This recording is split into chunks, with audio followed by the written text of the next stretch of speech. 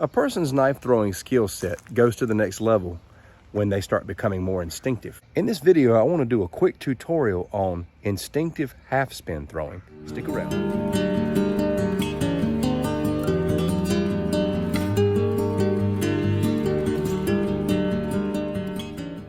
To become instinctive in your knife throwing simply means that you can take a knife from varying distances and make a connection without having to stand at a certain point or having to draw a line or make a mark with a tape. It's the ability to pull out your knife and connect with your target at varying distances without having to think about it much. This is the system of knife throwing that drives combat knife throwers. I consider myself to be a combat style knife thrower, and it's all about becoming instinctive. It seems like I have to talk about this in every knife throwing video that I put out because it's such a common objection. You know, people come into these threads and they say, man, never throw your weapon away or never throw your knife away. And yes, it is a great rule to hold to, that you never throw your only knife away, but there are rare scenarios where knife throwing is most definitely needed and effective. And who says you only have to have one knife? The knives that I'm going to showcase in this video are Blonde Man. These were sent to me. I guess you could say they were the sponsor of this video. These are really nice throwers. They're almost 6 millimeters thick. They weigh right at a half a pound. These look like they have a really nice tip. The sides are not sharp here. This is just a tip thrower only, but the tip is nice and pointy and it's stout. It doesn't look like it's going to break easy. Some may object to how the tang is constructed here, but again, these things are really thick. I think it's going to be plenty strong, and in some ways this gives you some good gripping options. Either way, I think we're going to have a really good time throwing these. It comes in a set of 3. And here's the sheath. My 2 favorite ways to do instinctive half spin throwing are as follows. One, you can put your finger on the spine, just like this right here. Now the distance changes the further you go at the blade. This is short distance, and again, you want to go further out, you have to keep creeping up this way. But the other way is military half spin, where you're holding it like this.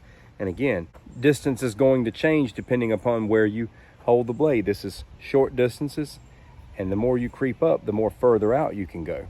And you'll be surprised how far out you can throw by making these adjustments. And it's argued by many that military half spin throwing in particular is one of the most powerful ways of knife throwing. What I'm going to do is throw from 2 separate locations. Just going to make a throw, and then I'm going to turn around and go further back and throw again. What I'm going to have to do between the first and second throw is determine where my hand needs to be, all in a moment's time.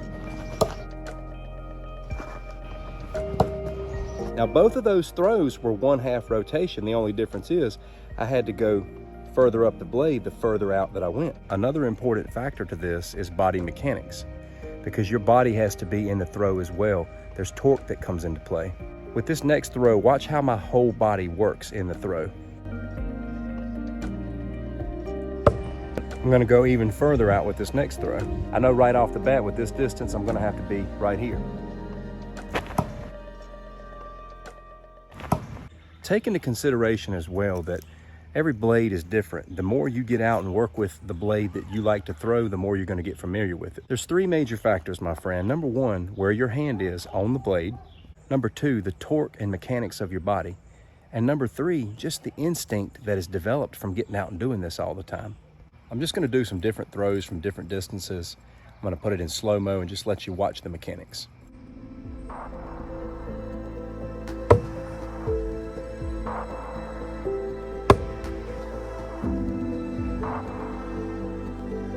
What I'm going to do with this next exercise is I'm going to just run out from my target to a random spot. When I get ready to throw, I'm going to transition my blade this way, and I've got to know exactly where to be.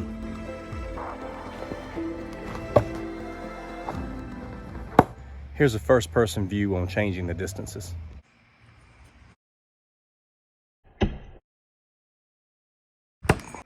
I learned how to do this just by getting outside and experimenting with how the distance would change as my hand position on the blade would change. Then you start realizing when you need a little less torque and when you need a little more torque. But there's no ABC 1, 2, 3 to doing this. You just have to get out and put into practice some of the things that I've shared with you on this video.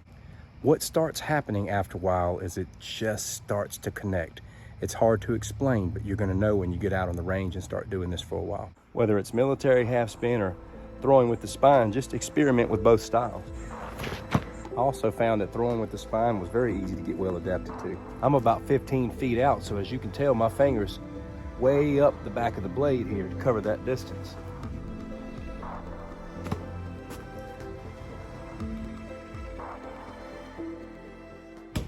So I want to talk about these knives. I really like the weight and feel, and I like the way they handle. I am especially fond of doing half spin throwing with these.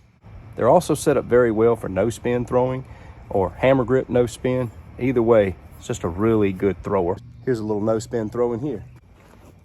If you know me, you know I'm going to paracord wrap this handle anyway. These aren't even 30 bucks. I think that's a really great deal.